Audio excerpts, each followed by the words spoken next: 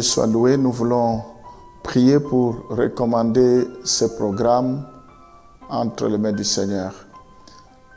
Seigneur Jésus, nous voulons te dire merci pour cette belle journée que tu nous donnes. Ta parole nous dit, si l'Éternel ne bâtit, celui qui bâtit, bâtit en vain. Si l'Éternel ne garde, celui qui garde, garde en vain. Nous voulons te confier cette journée. Nous voulons que tu puisses commencer avec nous comme Alpha et que tu puisses finir avec nous comme Oméga. Que rien ne puisse t'échapper, même dans les moindres détails. Nous voulons te recommander toutes les démarches que nous allons entreprendre tout au long de la journée. Nous voulons te confier toutes les personnes que nous allons rencontrer, tout endroit que foulera nos pieds. Nous prions, Seigneur, pour que partout où nous passerons, que nous ayons la victoire, que les portes s'ouvrent, que la gloire te revienne. Nous voulons refléter ta gloire tout au long de la journée. Nous bénissons cette journée. Nous prions pour qu'elle nous soit favorable. Au nom de Jésus, nous t'avons ainsi prié. Amen. Une fois que nous avons reçu Jésus-Christ dans notre vie, ce n'est pas fini. Cela comporte de nombreuses implications dans notre vie. Désormais, notre façon de vivre devra montrer que nous appartenons à Christ. Il faut qu'il y ait une différence entre ceux qui ont reçu Jésus-Christ et ceux qui ne l'ont pas encore reçu. Donc, nous qui avons reçu Jésus-Christ, vous qui avez reçu Jésus-Christ, il faudra que dorénavant votre façon de vivre puisse démontrer que réellement nous avons reçu Jésus-Christ dans notre vie. Entre autres, nous devons nous affectionner aux choses d'en haut. Nous devons être intéressés par les choses célestes, par les choses d'en haut. Parce que les choses de ce monde passeront. La Bible dit, tout est vanité de vanité. Nous devons chercher des choses impérissables, des choses qui ne périssent point, des choses d'en haut où il n'y a pas de teigne, où le voleur ne peut pas percer.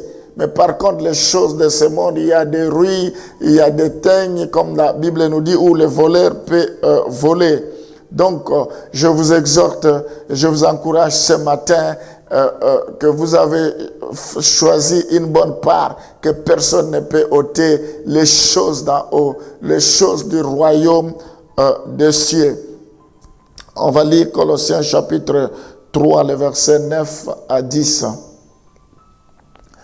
Ne mentez pas les uns aux autres, vous étant dépouillés du vieil homme et de ses œuvres, et ayant revêtu l'homme nouveau qui se renouvelle dans la connaissance selon l'image de celui qui l'a créé. Donc, je disais tantôt qu'une fois que nous avons reçu Jésus-Christ, notre façon de vivre doit démontrer que nous appartenons à Christ. Il n'y a pas que cela. Dans ce passage, nous devons refléter l'image de Christ, ayant revêtu l'homme nouveau, ayant revêtu Christ qui se renouvelle dans la connaissance selon l'image de celui qui l'a créé. Tel il est, tel nous devons également être. C'est comme ça le premier chrétien à Antioche, quand les gens les ont observés, ils ont vu qu'il y avait Christ en eux. C'est comme ça qu'on l'a appelé chrétien, Christ en eux.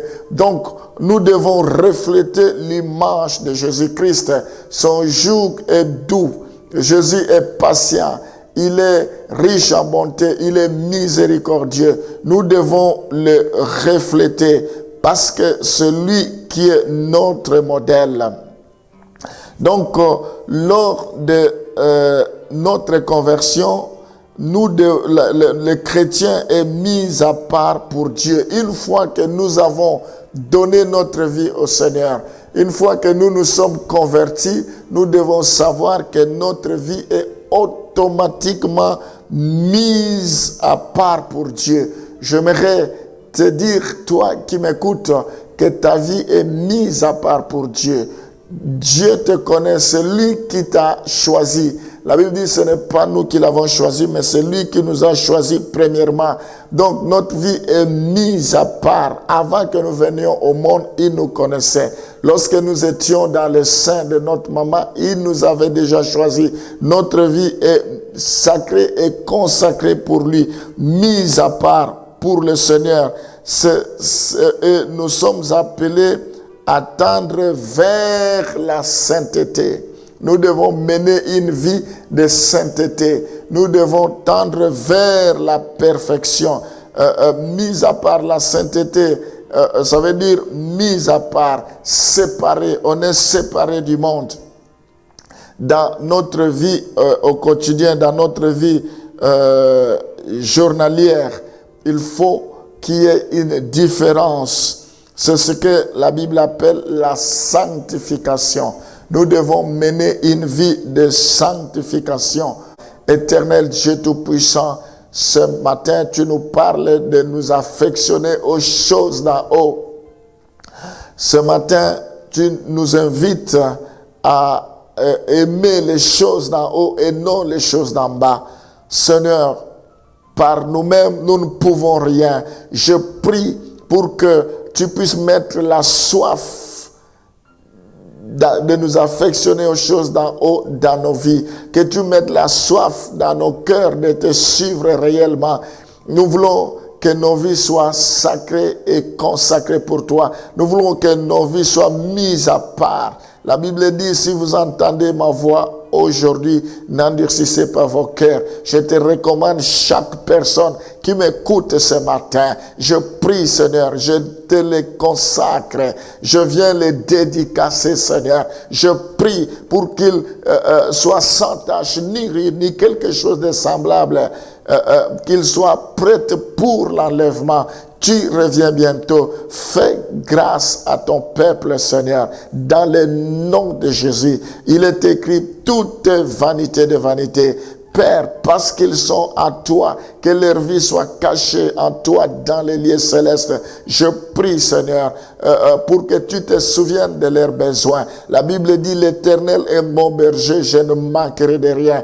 Qu'ils ne manquent de rien. Je bénis la journée d'aujourd'hui. Que tout ce qu'ils vont entreprendre puisse réussir. Que ta grâce les accompagne. Que ta grâce leur ouvre la porte. Que ta grâce les enveloppe. Que ta grâce surabonde dans leur vie. Soyez bénis au nom de Jésus. Nous avons ainsi prié. Amen.